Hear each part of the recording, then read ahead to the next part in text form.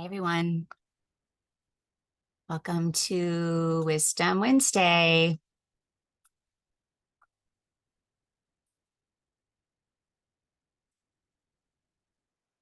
Welcome, welcome.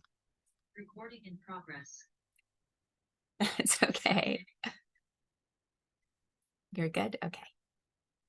Hi, everyone. Welcome into the chat space. We are talking about resilience today. Hey, Resme. It's great to see your name on here. Hi, Sandy. Hi, Yvette. Hi, Bill. Hi, Sarah. Hi, Kim. Hi, Doug. Hi, Courtney. Hi, Kathy. Hi, Barbara. I hope everyone is doing really well. I am thrilled to be with all of you today, talking about something I have been really diving into at a very deep level, both the scientific literature and just kind of my own process with resilience. So I have lots to share today and would love to keep watching the chat. So please speak up, write in there, ask questions. And today, actually, we are opening, I'm going to talk more about it as we get going, but we're opening 10 Tour 3.0. So lucky enough to get, for the third year in a row, a grant through the state of Iowa to provide a mental health prevention program for women. And so the topic this year is resilience. Thank you, Margaret. I actually don't feel so relaxed. I feel a little jet lagged. I just got back from teaching a retreat in Ireland. But it was really a lovely experience. I'd never been to Ireland in my life. So I learned lots of new things and really enjoyed the Irish people. So, all right, we're not here to talk about Ireland, even though I probably could do that today. We're going to talk about resilience. So let's dive in and make this happen today. This is what we're going to do. I went into, when I started to study resilience, I've been kind of at my deep dive, which is my personality type. I get focused in on something and I go deep. And so I've been really reading up from many angles, resilience. And so my whole perception of resilience has really changed in the last couple of months. I don't believe anymore that resilience is about bouncing back after we have something challenging in our life happen. It is more about bouncing forward, and it's more about how we're managing our energy. So that's what we're going to talk about today, which might be something different than what you might imagine. So there are some big things happening and coming that I want to draw your attention to. And I will talk a little bit more about this 10 Tour 3.0 at the end. But this is a 4-week online free program on resiliency for the first 1,000 women in Iowa who sign up. Now, if you don't live in Iowa, if you don't identify as a woman, you can still take the program. You just aren't eligible for this box that we send out. But we would love anyone and everyone to receive the content, which starts Monday, October the 23rd. And registration does open for this. In fact, Sean, you can put that in there. I promise you it's not going to fill in an hour, so you can do it at the end as well, so you don't lose some of the content we're going to talk about today. Then the second thing that's going to happen, this has actually happened right after the 10 Tour 3.0 is done. I'm going to offer my Reclaim program, which I offered last year as a 6-month program. And maybe some people that were on this call did it with me last year. It was a deep dive. We did 6 months of really in-depth shadow work, goddess work, reclaiming the divine feminine, the heroine's journey. It was powerful, to say the least. I had some major shifts happen just in myself through teaching the material. I've condensed it. Now that 6 months wasn't amazing, but I've condensed it down to about 9 weeks, actually 10 weeks. That's really going to cover the darkest time of the year. So through late November to early February.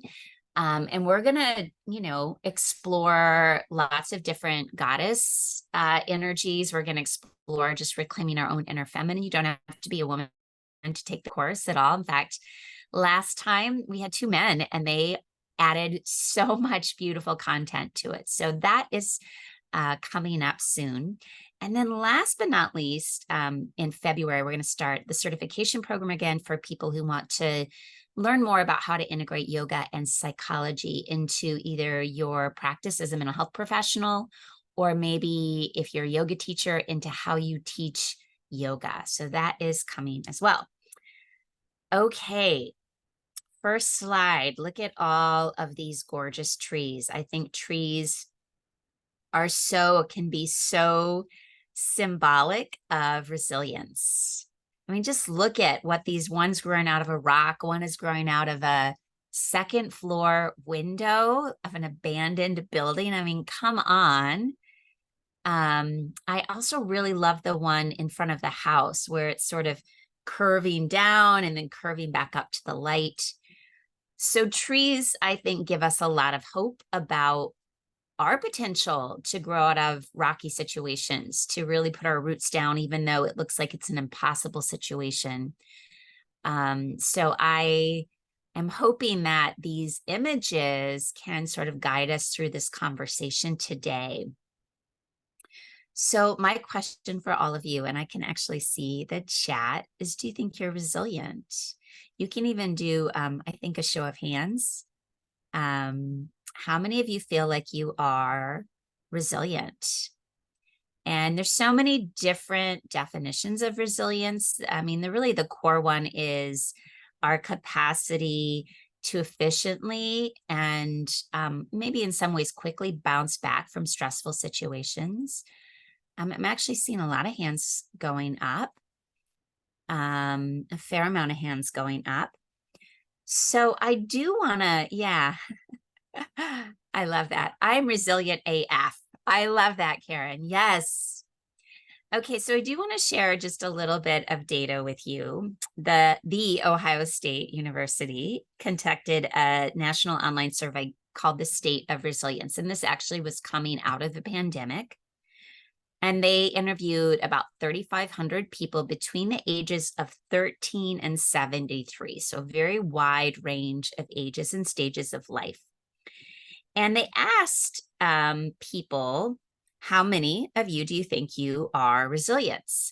And 83% of that sample said, yep, I've got high levels of mental and emotional resilience. Yep, high levels.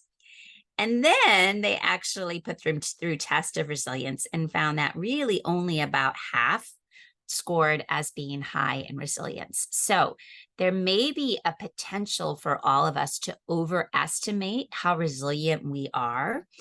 But hopefully you're going to learn today that resilience is not an inborn trait. It is something we can all develop and grow. It's almost like a muscle. The more we work it, the more consistent we are with tools and, some practices that we're going to just briefly talk about today, the more resilience does grow. But just because we've been through hard times does not mean that we are automatically resilient. So that's like something I want to blow out of the water today. I mean, everyone's going to go through hard stuff, but just because you've been through hard challenges does not automatically make you resilient.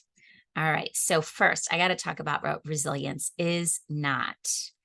And I think we're probably all going to relate to this. First of all, it is not stoicism. And as I look at the developmental course of my own life, I have fallen into the first two here on this list. Stoicism is when we just stuff things down. Nope, I'm fine. I'm over it. I've let it go.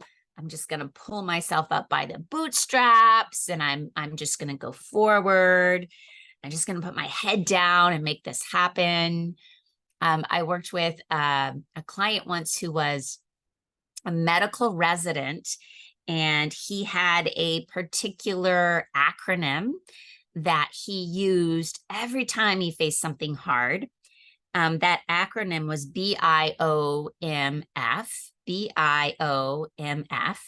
Bring it on, mother. I'll let you fill in that last one. So this was his calling card, and he stood by it. BIOMF, right? The next thing would come BIOMF. Well, what was happening to this lovely human was that he was getting very armored, right? Every time we sort of use this idea of, I got this, we have to put up more and more armor to keep ourselves safe, because at the heart, we are all very tender and sensitive, every single one of us. So when we get into that, like, I'm going to fight through this, I got this, I'm not going to let this get me down, we have to just keep putting up loads and loads of armor, which, by the way, y'all know it gets heavy.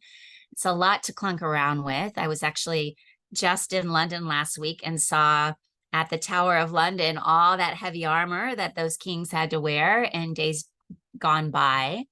It looks horrible, right? How uncomfortable. But we all, every single one of us, carry around energetic armor that we put up in response to people, situations.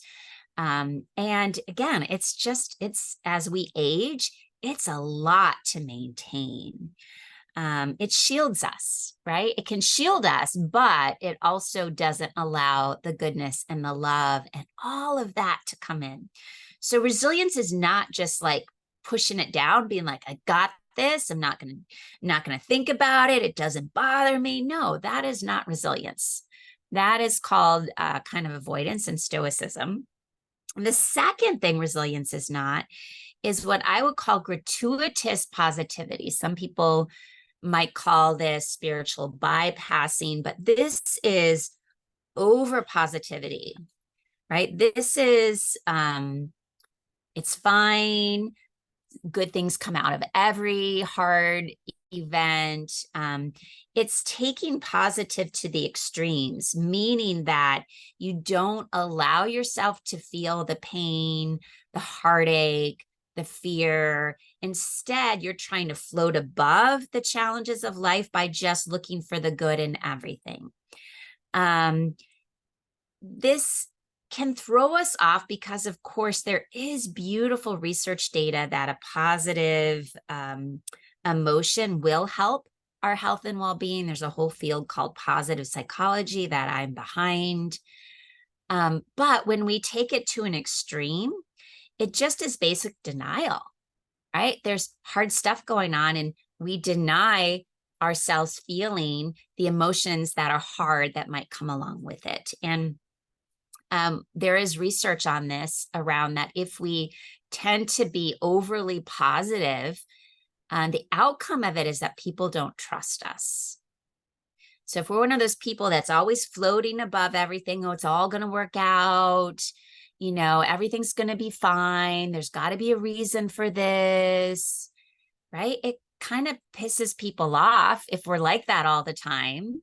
And people end up not really trusting us because we're always in positivity. So essentially, we always need to find this balance between, you know, being more real, allowing ourselves to really experience. And that's what I believe is at the heart of resilience, is a capacity to feel all of it, to feel the pain, to feel the sadness, to feel the heartache, to feel the fear, to feel the doubt, to feel the joy, to feel the expansion, to feel the hope, to allow ourselves to feel all of that, let it all come through our system, and not let any of it stick too much, right? So resilience is that capacity to hold all of life's challenges, even the ones that, you know, might seem in opposition to one another. We talk a lot about the tension of opposites, being able to hold that. Now, the other thing resilience is not, and I already mentioned this, but it deserves being mentioned again, it's not an inborn trait.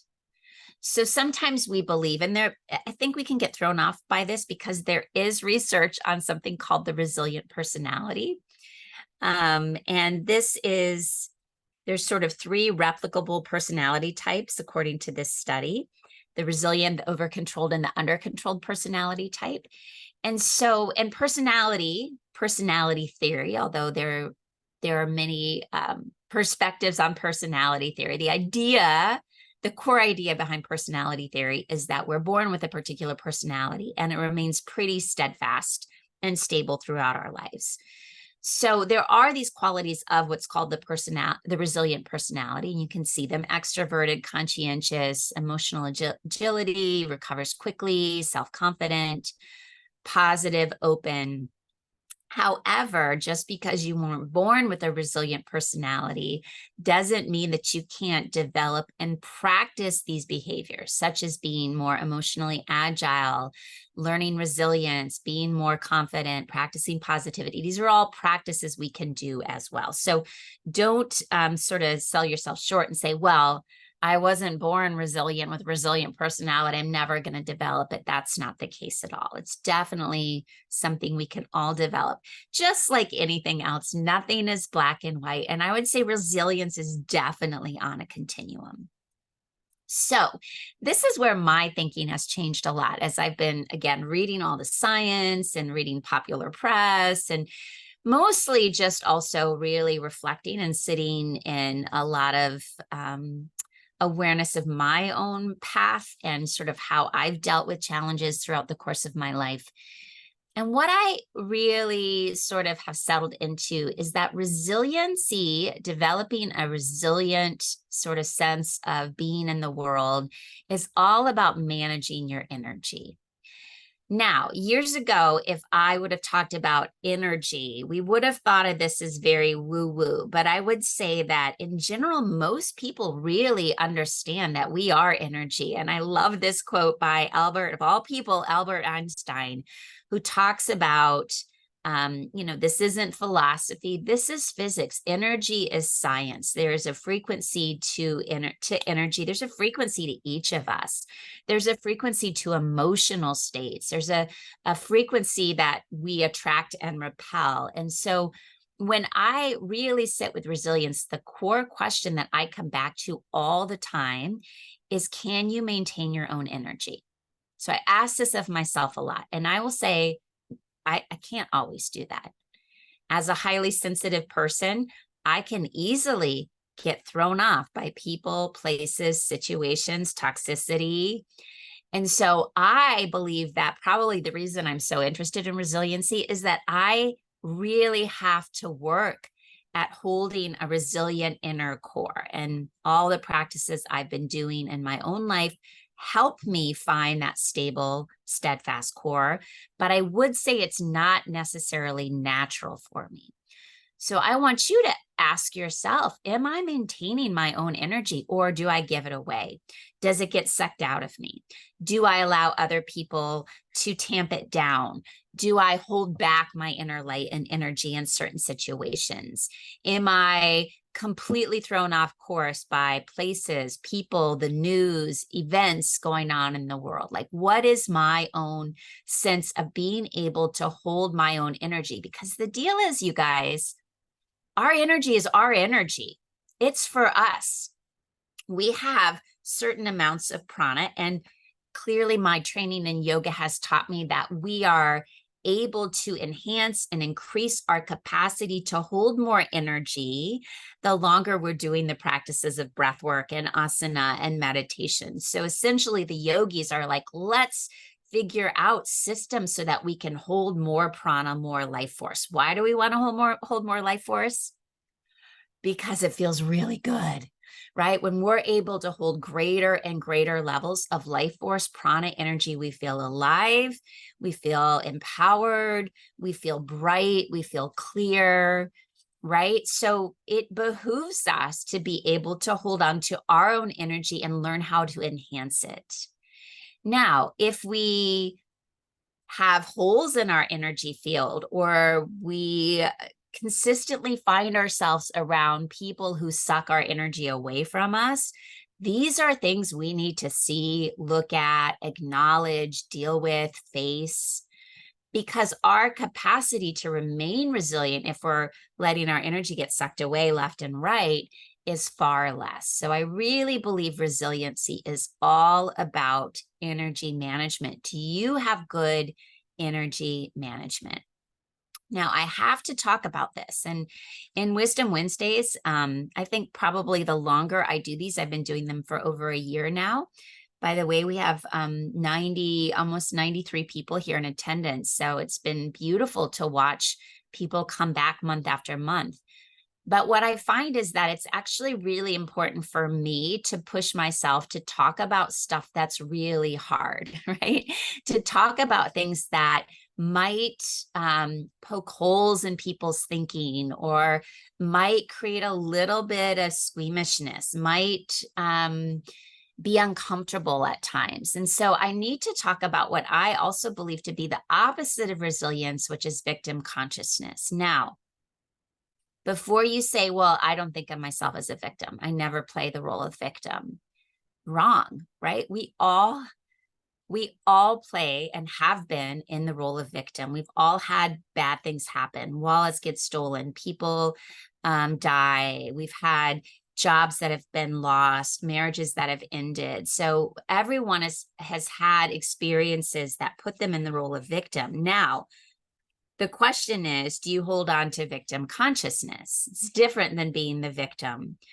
But Carl Jung, the great analyst, psychologist, psychiatrist from the turn of the century, the 1920s or so, when he was practicing, he said that there are 4 shadow archetypes in everyone. So 4 patterns of energy in everyone. And of these 4 shadow types, one is the victim. So we all experience this.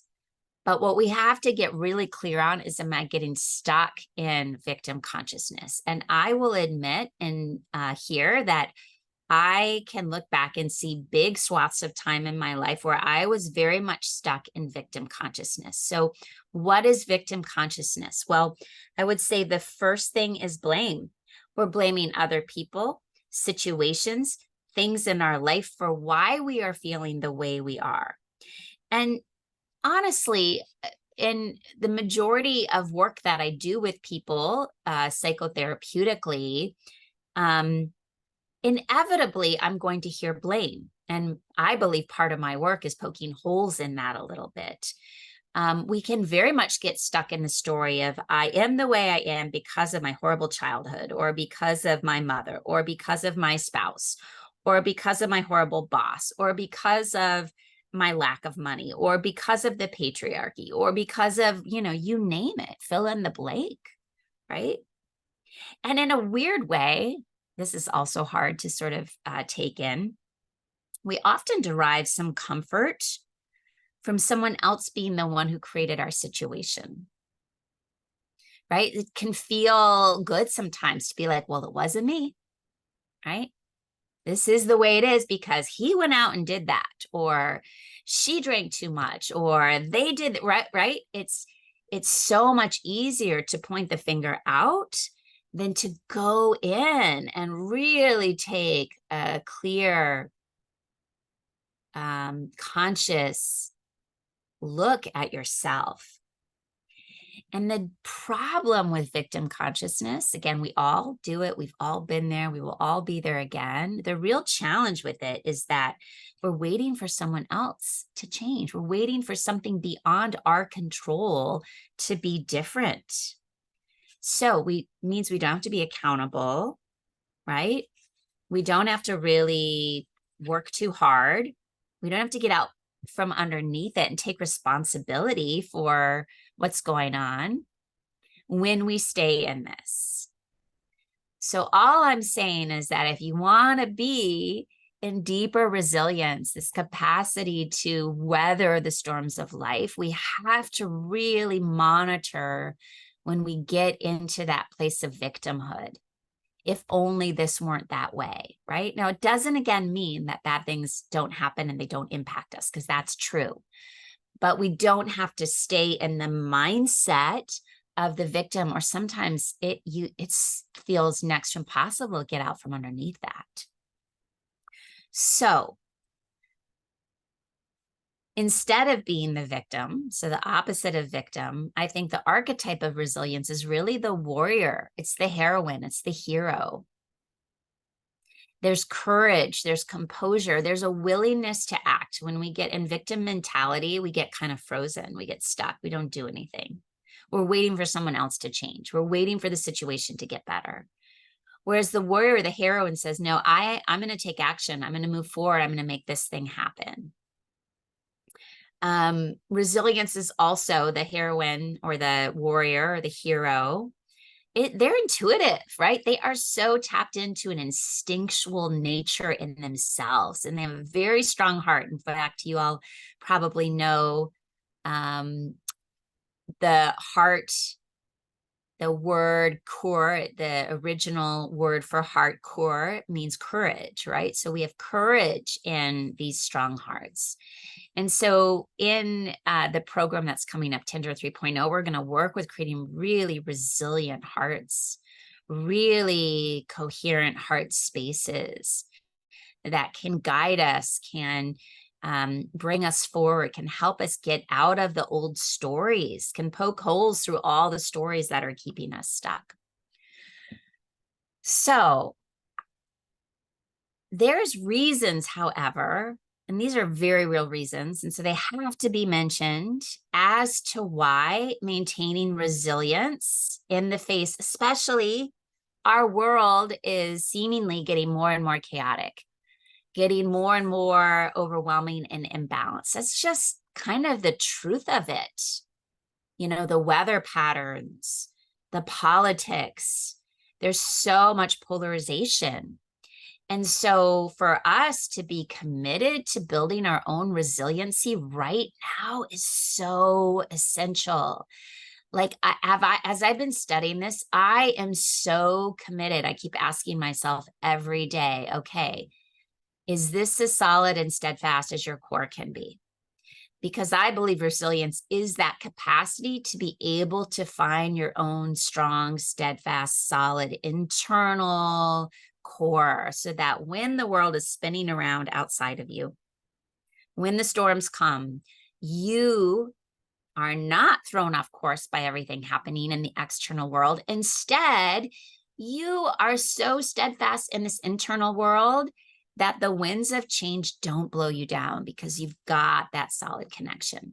However, there are a couple things here that I want to just mention that make finding that solid resilience more challenging. Does not make it impossible. So as I talk about this slide, those of you who've had trauma or going through major stress, I don't want you to say, oh no, there's no way I can be resilient.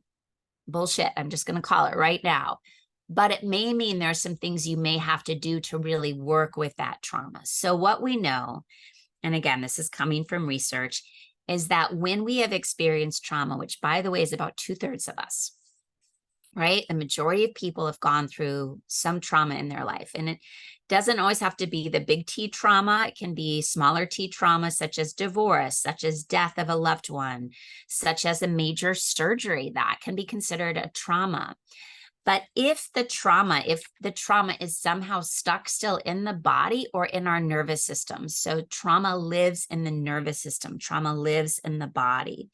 When we have trauma that has not yet been sort of moved through our system, we could say that unbalanced, that dysregulated nervous system blocks our capacity to be flexible. It blocks our capacity to be adaptive. It blocks our capacity to bounce back after another stressor comes.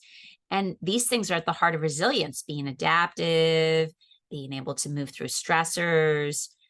So the idea, you know, we have this pithy statement in our culture, well, what doesn't kill you makes you stronger. I think there might even be a song by that title by, who is that? What makes you, you know, there's a song, I can hear it in my head right now. What doesn't kill you makes you stronger. Actually, research is saying that's not true. Kelly Clarkson, thank you, Sherry Collins. I knew it. She was going through my head.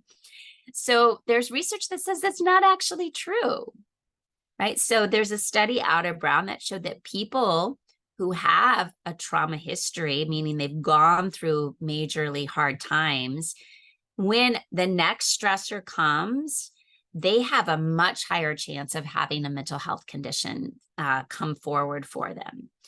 So we know that even if you've been through a lot of hard stuff, if you haven't been able to make sense of it, work with it, move it through your system, move it through your nervous system, when the next stressor comes, there may be a chance that you are less resilient, which is why doing trauma-based work, working with therapists, working with your nervous system, working with rehabilitating your own nervous system is really key for all the future stressors that are going to come. Now, the second thing that can make maintaining our resilience harder is our attachment style. When we have trauma, and often this can be challenges even before we're born, when we're still in the perinatal development, can happen in those first 7, 10, even 20 years of life. But if there is trauma, or if we have parents that are going through really challenging times, our ability to attach with a loving caregiver may have been disrupted. And again, we know trauma disrupts relationships. When we are in dysregulated nervous systems, we literally cannot stay present or stay connected with another person. So I'm going to say that again. When we're in a dysregulated nervous system, we cannot stay present or connected with the other person that's across from us, or in our life, or in our bedroom, or in our family, right? So these things are very real, and they're things that I'm actually going to address. Also, there's several Wisdom Wednesdays. I have a Wisdom Wednesday on trauma. I have a Wisdom Wednesday on nervous system dysregulation. That was just last month. These are lots of content in there that can be helpful for sure.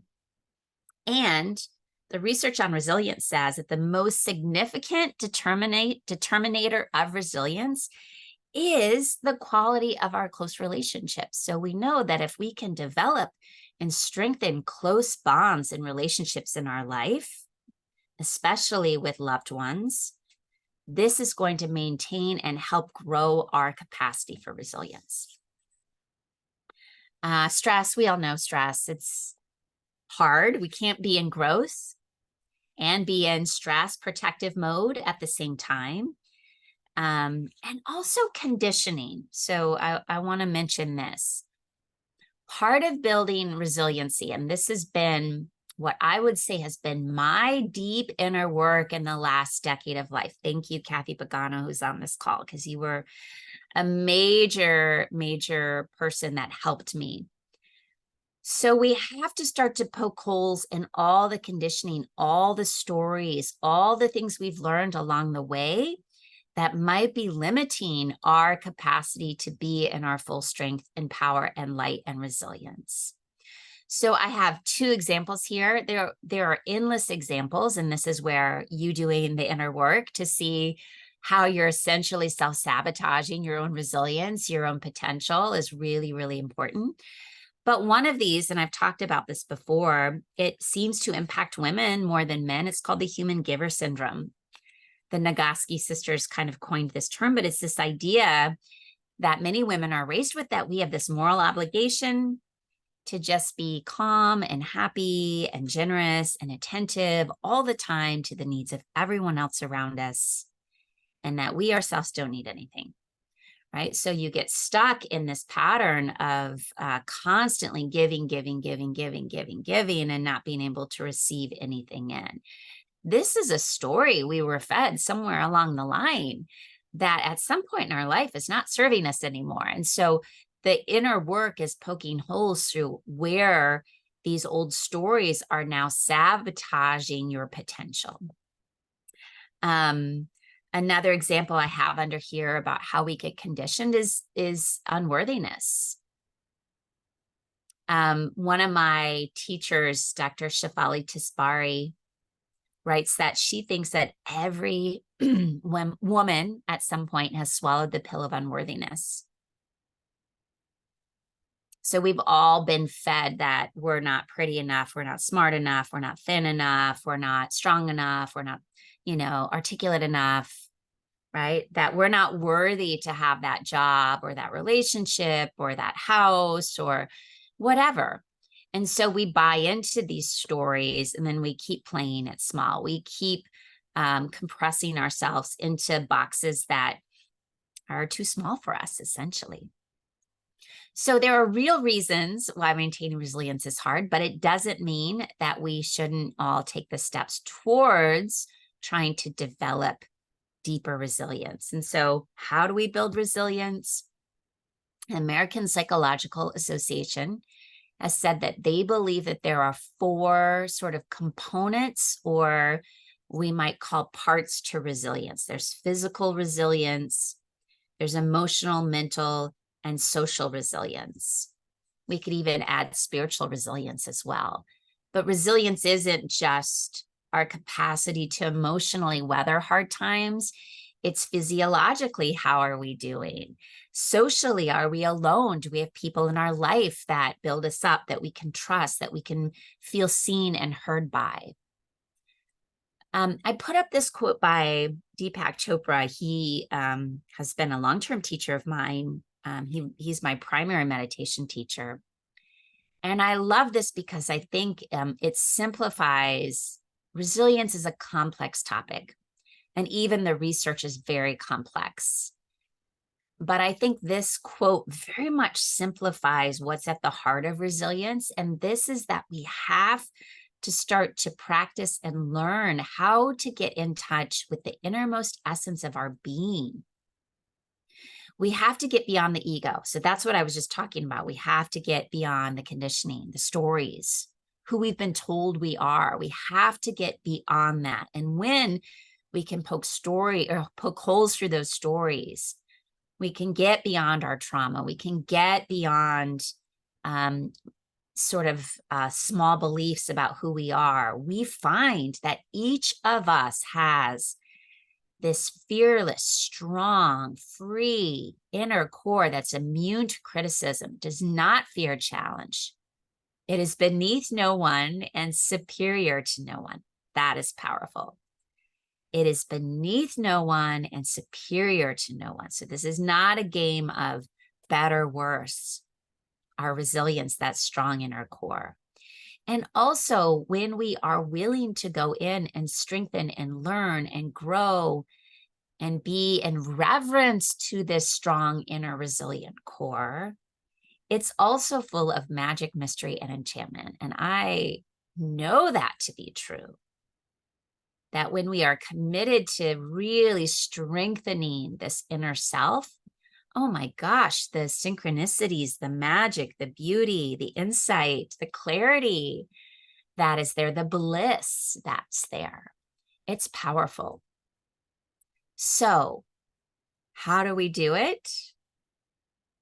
So, do y'all remember G.I. Joe? That was from my era, the 90s, late 90s. So, at the end of a G.I. Joe cartoon, G.I. Joe would always say, knowing is half the battle. That was one of the big lessons. If you know it, that's half the battle.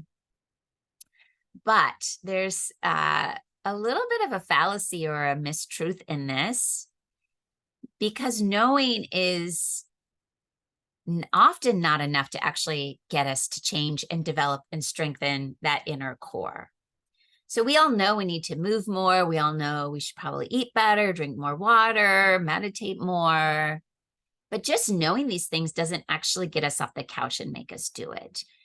So what I know is that when we want to change behavior, we have to change habits. We have to actually be consistent.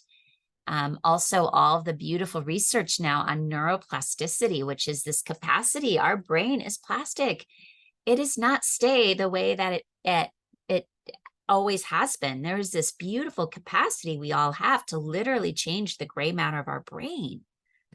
It's so exciting. You know, psychologists for years thought that our brain was sort of set in a specific pattern and there wasn't really that much we could do to shift it. And now we know that's not true. But one of the hallmarks of neuroplasticity, or one of the things that has to be present for us to change our brain, is repetition.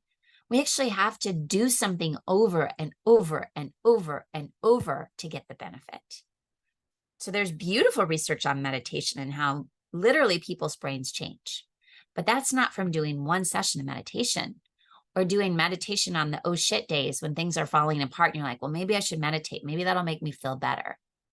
The change comes because of the consistency, the dedication, the repetition of doing this. And so the point of me bringing up this GI Joe fallacy is that when we are engaged in community, when we have other people around encouraging us to change our habits, to change our behaviors, there's greater chance we will actually do it, because we will all tell ourselves, yes, I will do those things to make to allow my resilience to grow. But then do we actually do it? The great example for this is meditation. So and any of you have taken a course with me, no, I've said this before. I was an oh shit meditator. I was the meditator when things went wrong. I would pull out my tapes, I would get my recordings going, I would do it, and then things would get better and my meditation practice would falter. It wasn't until a dear friend of mine started to commit to daily meditation. She was doing it every single day, and I was watching her. And I thought, well, if she can do it, I can do it. And so, because Marcia started to meditate every day, I started to meditate every day. And then once you do it long enough, it becomes habitual, it becomes a new habit, right? So, having people doing these tools and techniques in community can really make a difference. So this is all leading me to this 4-week online. It's free. I'm so grateful to the state of Iowa. I'm so grateful to May, the woman that I have worked with these last couple of years, to help make this possible. Because we get this grant, what we can do is make this course completely free for 1,000 women. First 1,000 women who they have to be from the state of Iowa. Again, if you're not from the state of Iowa, you can take the course for free on our platform, on our website. So still sign up. We just can't send you this beautiful package. And this is the 3rd year we've done Tend Her, and all 3 years we've sent a journal and a bracelet. And in fact, I have my 2 bracelets from years past on. And what women, the reason the first year we did it is we wanted reminders. We want people to literally wear a reminder of what they learned. The first year we worked with self-compassion, and there were 5 components of self-compassion. So there's 5 beads there. This year, because we're doing resilience, those black beads are black onyx, which is one of the most resilient stones. And of course, we're going to work a lot in the heart, working with heart coherence, hence the heart tag there. And then this beautiful journal that is designed, this artwork designed by Monica Basile, local artist, dear friend, and also a big contributor and part of the Tend Her team. So this all comes thanks to this grant, and you can register now. I think that Sean can get that up there, that link again. Yeah, and if you are from out of state, we do have a limited number of packages that we can send. And there is a cost with it. We don't have that set up yet, but we will get that set up and sent your way so that some of you who are out of state can still also get that. And then the last thing the grant is allowing us to do this year, which this is the new add-on. This is the new thing that I'm actually really excited about. Year 1 and year 2 of Tend Her, we were still like in pandemic mode. And so we weren't really gathering in big groups. We decided this year that what we wanted to add additionally into this grant was like, can we actually get together? Can we bring a group of women together and give them an experience? So this is the new part to this grant, and to what is happening is we're going to do a Resiliency Summit. Now, the course is open to 1,000 women. We can't fit 1,000 women in this beautiful Little Lights on the Lane center, which is in West Branch, Iowa, but we can fit 150 people. So we're going to be offering it to 150 people. That cost is about half of what it's actually going to cost to put it together. So the grant is covering half of the cost. And then we also have a bunch of scholarships for people who even that is prohibitive. So we really want to offer this sort of day-long event where there's going to be speakers, there's going to be care packages, there's going to be female entrepreneurs there, there's going to be breakfast, snacks, and dinner. or lunch, I guess. So a really beautiful event. The event is actually Friday, November 17, but you can sign up for this on Monday, October 23, which is the first day of Tend Her. So there's no registration for this yet. It will actually be open for registration after that first Tend Her class. So stay tuned on that. All right. I have 10 minutes left. Would love to hear from some of you about resilience, about questions, anything you have that you are curious about. Sean, did you see any questions in there? I have an anonymous one.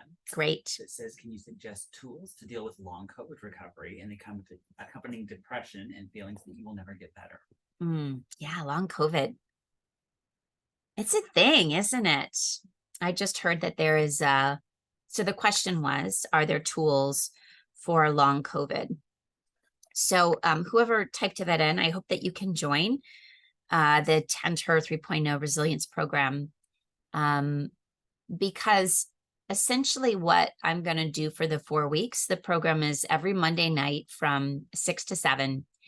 And then I'll stay on for an extra hour after that to have conversation, to answer questions, to, go into more details around things that people want to know about. But what I am planning to do essentially is mostly tools. So we're going to practice things. It's not enough to, again, know, just like that G.I. Joe fallacy. It's not enough to know, I'm going to do this, I got to do this. We're actually going to have an experience each session so that you literally can feel the difference in your body, your mind, your heart. You start to feel the heart coherence. You start to feel that strong inner core, resilient core beginning to develop. So, in terms of long COVID recovery, I would say recovery from anything, recovery from the loss of a loved one, recovery from a divorce, recovery from retirement, job loss, recovery from, whatever thing has happened in your life that's thrown you off course. The pathway is kind of similar. We have to work to find stability in our bodies, the physical component. We have to work with our emotions. And how we work with our emotions, I'll give you a little insight into this, is to feel them, right? To let it all come through. If you're feeling sadness and pain, you let that flow through. We want to work with, how can I let everything flow through my system instead of stick? And sometimes emotions get stuck and we are in bitterness or anger or fear for decades at a time. So how can we shift that to allow that emotion to actually be felt and then move through the system? We're also going to work with mental mindset, because this mind up here, it can very much limit us. And then we're also going to work with connection. So whether it's long-term COVID, whether it's some other challenge that you've been facing, maybe are still facing, or it's ongoing for you, I would say the tools, the experiences of developing that strong, settled, internal, steadfast, resilient core, it's going to look the same for whatever challenge is there. So I hope you can be a part of the course. And if not, let us know and we'll help you get a part of it.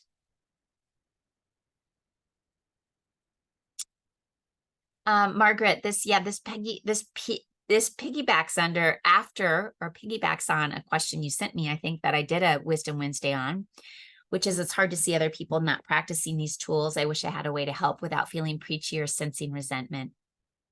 It's so true.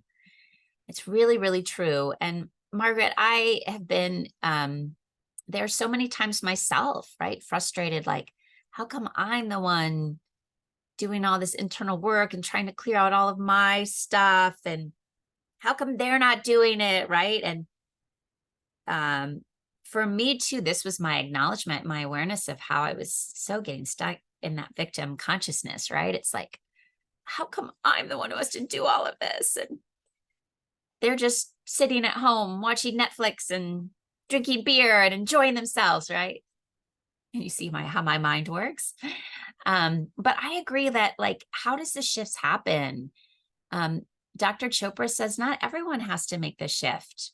But if we make the shift, we start to vibrate, our frequency shifts, then we do impact people around us. We do impact our families, right? So yes, we do the work for ourselves, and there is an impact. There is a ripple effect that goes out when we do our own healing work.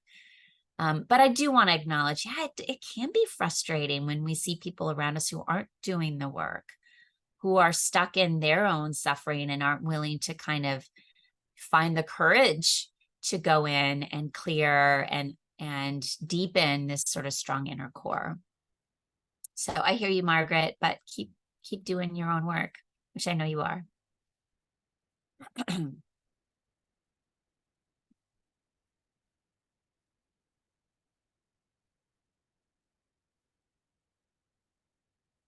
Okay, let's see here. What else? Doug mentions finding community of those who support. Looking at deep issues is hard to find. Yeah, that's why I keep doing these things, Doug, right? I feel the same way. That and I can't remember the exact statistic, and of course I think it's probably an impossible thing to measure, but the percentage of people that are awakening and wanting to move into areas of depth, I've heard it's like 3%, although I've heard that it's growing, right? That more and more people, like, look at all the people on this call today. People are wanting to awaken. We are a growth species. At the heart for all of us, we have a sense that we could be more. We could experience more. We could feel more expansion. We could feel more joy. Like, I think everyone has that internally in them.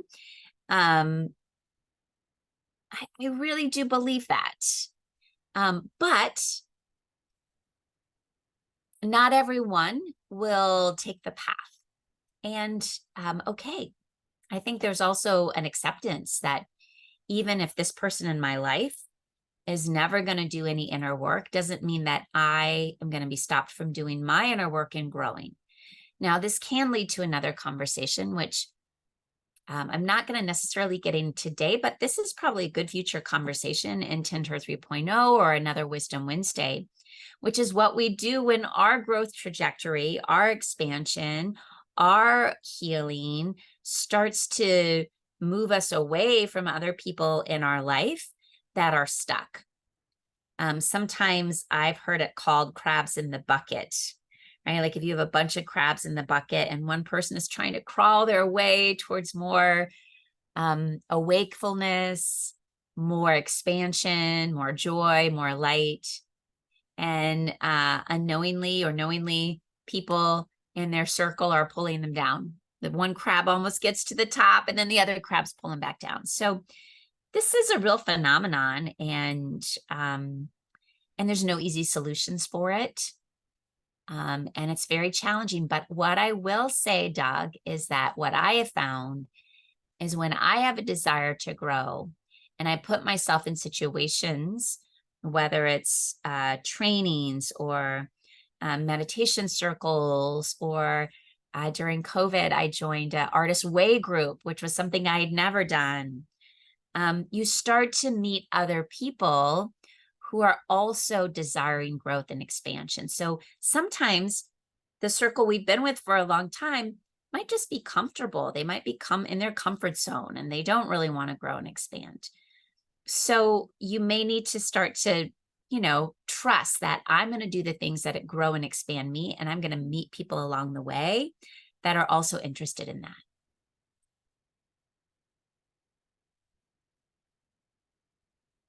Okay, Leah has a great question here. And by the way, before I get off the idea of finding and building community, this Tinter 3.0, this is going to be a major part of it, is growing and creating circles to have some community and some support. We usually do Tinter in the summer. It just worked out this year that it wasn't feasible for me to do it in the summer, so we're doing it in the fall. And I really actually love this change, mostly because fall tends to be a really challenging time emotionally for many people. So we're going into the darkest time of the year, right? Our days are getting shorter, and most people are really quite impacted by that. That's a real thing. And so being able to create circle and community and connection at this sort of what I would call time of the year where there's a lot of flux. There's a lot going on. The veils are very thin this time of year. And so I love that we're going to bring 1,000 people together around this sort of seasonal shift, right around, October 31 is when most of us, when we'll be in the midst of this program. So good to find community, especially in the darker days. Leah says, if I have an area of my life that consistently breaks my Zen, so do I, Leah. So I hear that. Is this an area that just isn't for me or an opportunity to build resilience? That's a great question. And I have no idea how to answer that one for you. But I think, Leah, I know you, and I sense that you probably actually already know. So actually, I just read a really interesting thing on resilience. And it's the idea, if resilience is a continuum, that we can get too resilient, meaning we are too willing to just stay in there, stay consistent, keep showing up, right? But maybe that over resilience means we're staying stuck in a job that isn't helping us, or we're staying stuck in a relationship where it's like we're just banging our head up against the wall. So there is like a what I might call a sweet spot on the resilience continuum, right? Where we're bouncing back, we've got emotional agility, we're letting things move through us, we're feeling things, but not letting things stick. But some of us have learned as a coping mechanism that over resilience, which is I'm just going to keep at it. I'm just going to keep showing up. I'm going to make it happen. Tomorrow's going to be better. And that might keep us stuck in something that actually just isn't for us. So Leah, again, I don't know how to answer that for you, but my guess is, do I need to grow more resilience in this area of my life, or am I just banging my head against that proverbial brick wall and it's actually never going to change? And so maybe I need to change the scenery. I don't know, Leah. Sit with that one, sister. You got this. Yeah, Kathy and her wisdom. Sometimes it's an opportunity and sometimes the test is to walk away, right? And sometimes you don't know until you know. I mean, we're getting really out there right now. There was something in my life that I was certain needed to be one way. And then I sat with it and I sat with it and I kept asking, am I sitting too long? Am I sitting too long? Am I sitting too long? And then, sort of this new insight dropped in that then was the shift that allowed sort of some energy to break through and move forward. So, again, how do you know? Am I sitting too long? Am I waiting too long? Am I being too patient? Do I need to act? I think this is that inner, strong, steady, stable core where we're listening. We're sort of really being with ourselves and listening. And we're waiting and we're seeing. Sometimes, we're not meant to act right away. Sometimes it takes years before we're ready to act. There's no straight answer, no easy answer. All right, y'all. Thanks for hanging with me for so long. Love to see you all in Tender 3.0. If you're a man and you really want to join, feel free to join. We just can't send you that package, or get someone to sign up and be on the calls, because of course, resilience isn't just for women, it's for men too. But it's going to be a great experience for us all to come together and grow our resilience. So yay, some of you are already enrolled. Get on that. Send it out to friends. And by the way, especially, this is a free experience. It's so great. I remember one woman I talked to said, she goes, from the first class, this was last year's program, she said, I knew right away that I'd found my people. As soon as I listened, I was like, I found my people. She goes, but ironically, it was a friend who told me about the class. And she only listened to one, and then she was like, oh, this isn't for me. But though share it, right? Because you might be surprised that sometimes people are ready for this. They need to hear this. They are ready for these messages, and other people, it might not be for them, and that's okay. But yes, please share it with people. Spread the word. We appreciate that. And we're just really excited to help us all going into this season with less light, more cold, more darkness, to really build up that inner strength and resilience. So thank you, Julia. I'm super excited. Thank you, Lori. Thanks, everyone. And Liz, yeah. By the way, you can do Tend Her 1.0 and Tend Her 2.0 for free. They're out there. And in fact, if you sign up for 3.0 in your welcome letter, it gives you the links to go back and watch 1.0 and 2.0. It's not necessary to listen to the first and the second to be ready for this 3.0, but could be really interesting. There might be some things that you're ready to hear or go in a really clear way for you. Emily says it was transformational for you last year, so you shared it with your sister this year. Awesome. Awesome. It's always amazing to me when I hear from people how transformational these things are, and you can feel the group. So this is it. Even if you can't be there on Monday nights, if you can be there on Monday nights to listen together, that's like you really do feel the energy. But even if you listen to the recording later, you still sense that there's like this big container of people going through something together. So Lori, it's great to see your name on here. Ah, it's been too long since I saw you. Tracy, great to see you on here. Yeah. Third Tenter, spread the word. All right, everyone. Have a great Wednesday. Hopefully we'll see some of you very soon, starting October 23, Tenter. And yeah, share it. Love to all of you. Bye-bye.